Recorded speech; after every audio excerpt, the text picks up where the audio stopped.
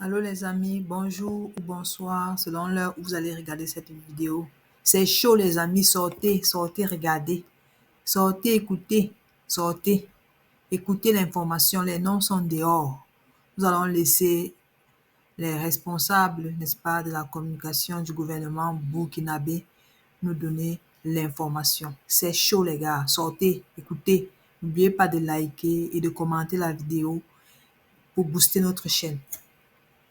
Depuis plusieurs mois, nos services de renseignement en collaboration avec ceux de l'Alliance des États du Sahel suivent de près un vaste réseau de déstabilisation orchestré depuis l'extérieur et dont les ramifications internes menacent notre souveraineté nationale. Nous souhaitons vous exposer les faits qui illustrent l'ampleur de ces manœuvres ainsi que les actions résolues prises pour y faire face. Il est porté à la connaissance du public burkinabé et de la communauté internationale que des individus résidant en République de la Côte d'Ivoire se sont activés dans une entreprise de subversion contre notre pays. Ces acteurs du chaos, appuyés par certains services de renseignement de puissance occidentale, sont constitués aussi bien de civils de divers profils que des militaires et anciens militaires ayant quitté le territoire national pour participer à des opérations de propagande et de déstabilisation.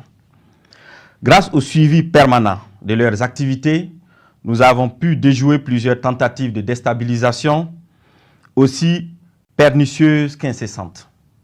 Face à ces échecs répétés, ces individus sans foi ni loi ont opté pour un énième plan. Ce énième plan consistait d'une part à signer un contrat avec des groupes terroristes baptisés les centraux et d'autre part à leur donner des formations spécifiques dans la zone du centre-est pour la prise d'objectifs qui ont été consignés dans leur contrat. Ils devraient en premier lieu mener des actions violentes contre des civils innocents, puis en second lieu s'attaquer non seulement à des institutions de la République, mais aussi à plusieurs autres points sensibles. La première attaque précurseur de cette opération était celle de Barsalgo le samedi 24 août 2024 qui consistait à massacrer le maximum de populations civiles pour créer le désarroi et le chaos au sein de ces populations et ébranler de ce fait la nation entière, facilitant ainsi l'exécution de l'action principale. Le plan prévoyait l'infiltration de plusieurs groupes terroristes. Le premier groupe, chargé de mener l'action principale à partir du 29 août 2024, était composé de 150 terroristes venus du centre-est. Ils devraient se diriger vers la zone de Sapui, puis remonter sur Ouagadougou en vue de prendre le palais présidentiel à Koulouba. Le deuxième groupe devrait attaquer la base de drones militaires pour empêcher toute riposte de nos forces. Le troisième groupe, venu du territoire ivoirien, avait pour objectif de mener des attaques dans la zone de Mangodara pour disperser nos forces combattantes. D'autres groupes devraient cibler l'aéroport pour bloquer tout renfort extérieur, notamment la pose de tout aéronef ami. Durant ces investigations, nos services de renseignement ont été alertés de l'arrestation de 2 individus suspects sans papier d'identité à un poste de contrôle à l'entrée de la ville de Niamey le 29 août 2024. Après des auditions rigoureuses, ils ont révélé être accompagnés d'un certain Akouchi qui avait déjà passé le 10 postes de contrôle. Ce dernier a été arrêté plus tard, le lendemain, le 30 août 2024, à la gare Rimbo à Niamey, alors qu'il tentait de s'échapper. Des vérifications d'identité faites, il s'est avéré que le dénommé Akouchi n'est rien d'autre que le commandant Ahmed Kinda, précédemment chef de corps des forces spéciales. Censé normalement être en stage au Maroc, il s'est révélé être le chef des opérations de toutes ces attaques tristement planifiées. Les 2 individus suspects se sont révélés être en réalité 2 chefs terroristes, nommés Ousmane Abdoulaye et Amadou Idrissa. Toutes ces arrestations ont permis de dénouer une grande partie du complot et de mieux comprendre les manœuvres visant à déstabiliser notre nation. Ils ont été transférés plus tard au Burkina Faso. Une opération spéciale antiterroriste a été dès lors immédiatement lancée en lien avec ces projets de déstabilisation. Les premières investigations ont révélé que ce complot était orchestré par des ressortissants burkinabés résidant à l'étranger, dont M. Aziz Diallo, ancien maire et député de Dori, travaillant actuellement en Centrafrique au compte d'un organisme international. Il est l'un des cerveaux présumés de cette conspiration. Sous le nom de code Ahmed le Centro, il est en contact avec un groupe terroriste de l'État islamique au Grand Sahara, EIGS, à travers un de ses oncles installé dans la ville de Dori. 2. Monsieur Ousmane Moumouni Raouni Diallo, oncle de Monsieur Aziz Diallo, ancien combattant de l'EIGS, ancien coordinateur des négociations avec le groupe terroriste sous l'ancien président Damiba. 3. Monsieur Aziz Dabo, ex-agent de l'Agence nationale de renseignement ANR, en fuite, connu sous le nom de code Lionel. 4. Monsieur Abdoulaye Bari, connu sous le nom de code Le Voyageur, il est le lien entre les puissances occidentales, les terroristes et la partie militaire. 5. Un certain Serge Maturin, journaliste nigérien d'origine ivoirienne, représentant Le Voyageur au Niger. Il a hébergé le commandant Ahmed Kinda la nuit du 29 août 2024 pour lui permettre de s'échapper et devrait faciliter également l'infiltration de tout le commando à l'est du Burkina Faso. Monsieur Abdoulaye Bari lui avait demandé de garder par devers lui 4 téléphones satellitaires de marque Touraya destinés aux opérations funestes. 6. Monsieur Djibril Yipene Bassolé, ancien ministre des Affaires étrangères du Burkina Faso. 7. Monsieur Newton Ahmed Bari, ancien président de la CENI. 8. Monsieur Alpha Bari, ancien ministre des Affaires étrangères du Burkina Faso. 9. Le commandant François Zungrana, alias César. 10. Le commandant Herman Zongo, qui renseignait sur les positions des vecteurs aériens et des mouvements de l'armée. 11. Le commandant Joanny Compori, ancien directeur général de la SONABI, qui recherchait des drones kamikazes. 12.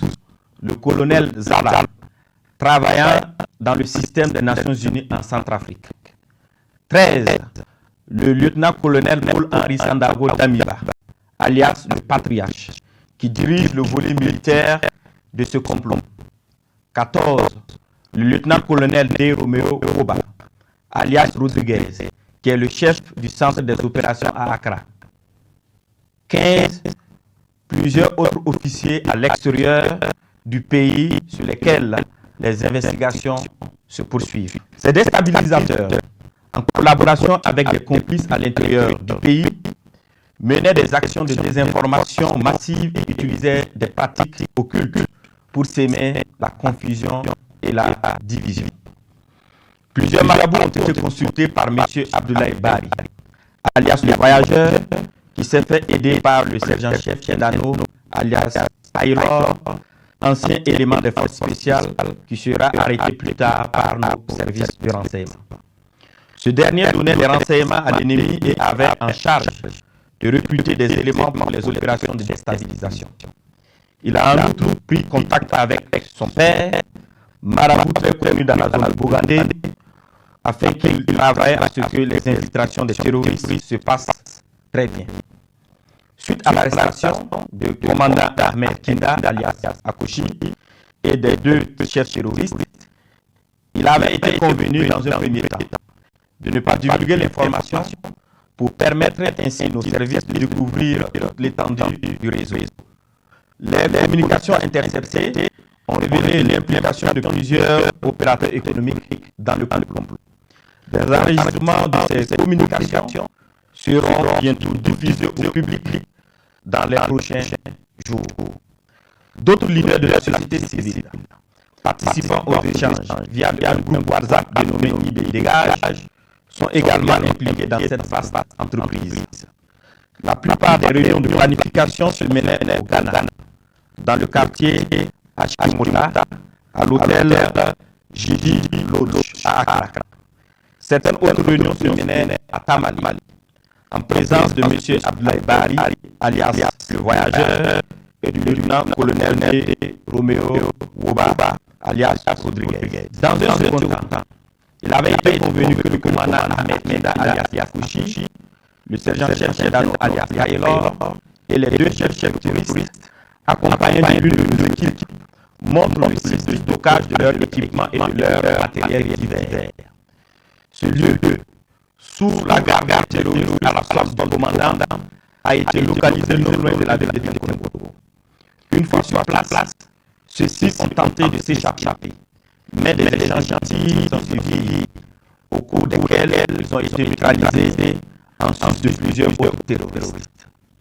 Les autres déstabilisateurs, loin d'abandonner leur funeste entreprise, ont décidé de peaufiner nos plans lors d'une réunion qui doit se tenir normalement au Nigeria le 27 septembre 2024.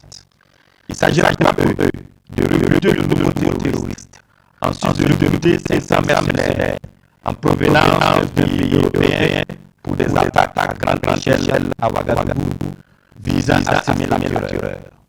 Toujours dans leur prévision, ils ont décidé de tuer tous ceux qui s'opposeraient à leur action en faisant référence aux populations dans le cas où elles se revolteraient.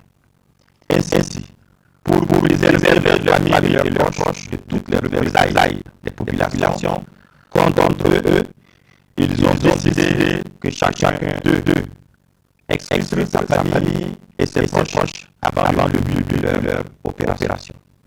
Grâce aux informations recueillies, nous avons identifié les participants prévus à cette réunion de coordination à venir au Nigeria, parmi lesquels devraient figurer 1. Le commandant Ahmed Kenda, alias Yakouchi. 2. M. Abdoulaye Bari, alias le voyageur. 3.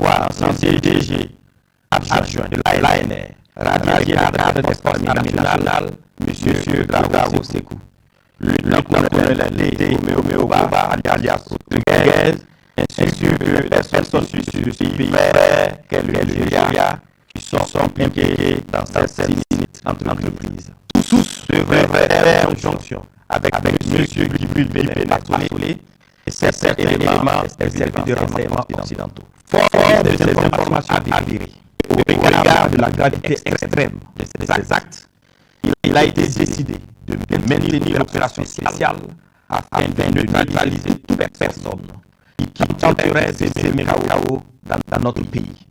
Des instructions fermes ont été données pour procéder au service de renseignement burkinabé l'ensemble des dossiers initialement judiciarisés afin de reprendre les auditions.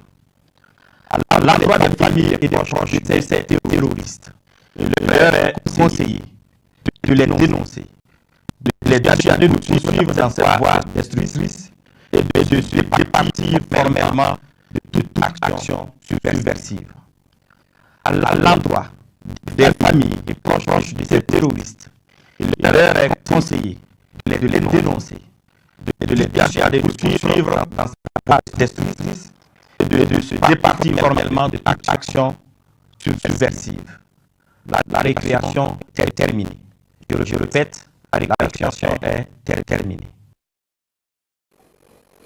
Voilà, madame.